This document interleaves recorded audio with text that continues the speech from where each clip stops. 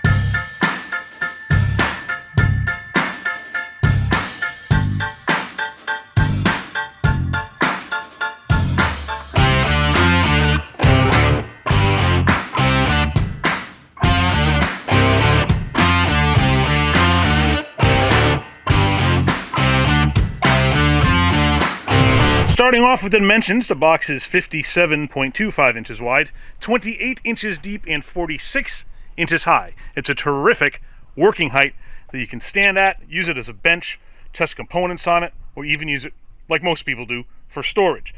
Having took a tape measure to this, I'll say this, their dimensions were a little bit generous. It's just under 57 inches in practicality, and just under 28 inches deep.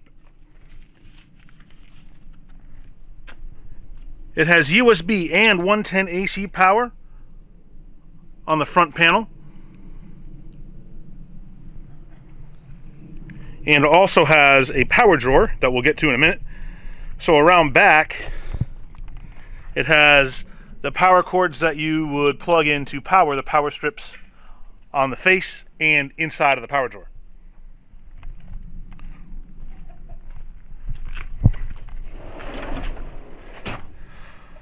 The top drawer, like all the drawers, is a full extension drawer, which means the back of the drawer here comes out to be flush with the front of the box.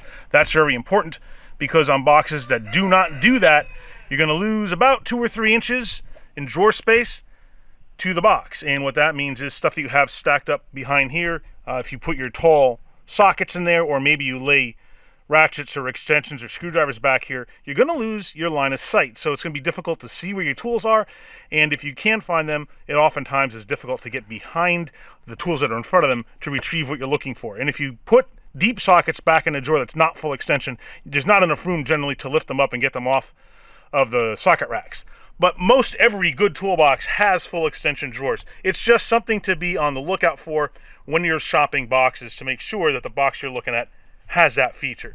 This one is a used box, and the seller is leaving in the tool grid system that he purchased along with it. This is kind of cool, and as a side note, this is a very effective way to organize tools in a box. These are composite grids here, and they come with a variety of different clips and brackets and holders for all manner of tools. There's socket clips, there's ratchet holders, screwdriver holders, you name it, and then it comes with these screws. And what you do is you lay out the box the way you want. You take your clips and your pieces and you lay them out along the grid to sort and store all your tools, and then you use those set screws to screw them down into the holes so that they don't move around. It's a fantastic way to organize a box, but like everything else, there's a downside, and that is, if your organization is too good, be careful, because it can be inefficient and you wind up wasting space. So make sure that you have it optimal. The other downside is, once you've committed to fastening down all those clips, it's very difficult to make a change if you get more tools. So it's best to work with full drawers so that you don't have to go back in short order and undo all the stuff you did, move it all around again to accommodate new tools.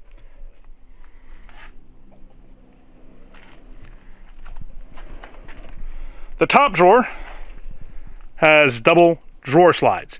Each pair of slides is rated for 232 pounds, so 464 pounds on all the drawers that have double slides. Underneath the full width drawers are these channels which add rigidity and strength so that the drawer doesn't sag. Every good box is going to have that type of construction. The 6S, at being one of the heaviest duty boxes on the market, is certainly no exception. It has two more shallow full width drawers. These are great for low profile items like wrenches, screwdrivers, ratchets, and like.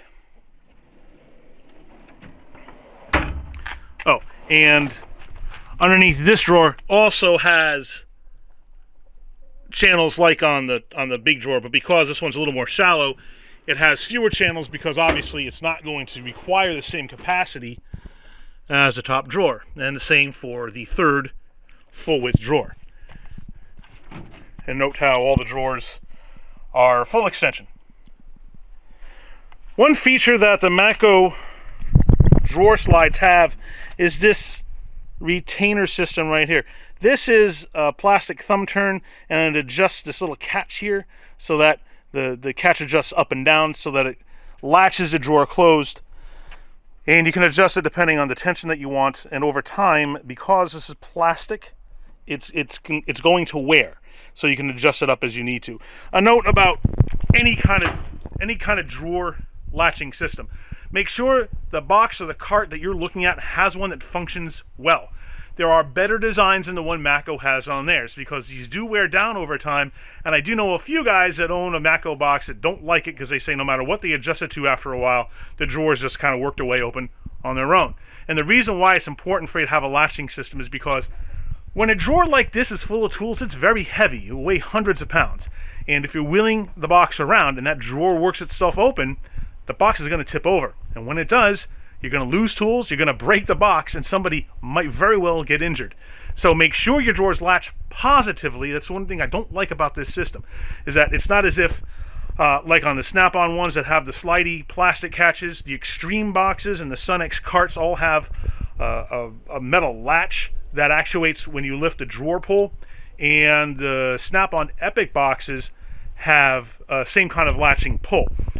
That design is a positive latching system. You know for a fact that that drawer is latched. You do not have that kind of assurance on this design, so I think it's one of the flaws in the design.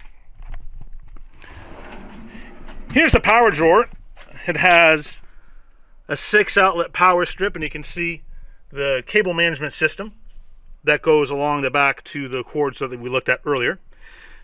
This drawer has double drawer slides, so this has twice the capacity as the single pair drawer slide drawers. The deep drawer below it also has 2 slides, so higher capacity for the drawers where they expect you to put your heavier tools.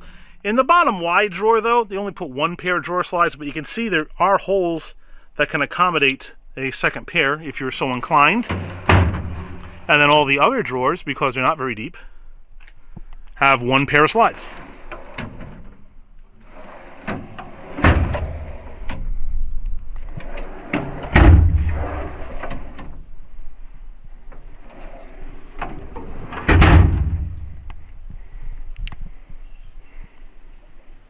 Let's go underneath. Each of the 4 6-inch casters are rated for 900 pounds. 2 of them swivel and have that brake on them.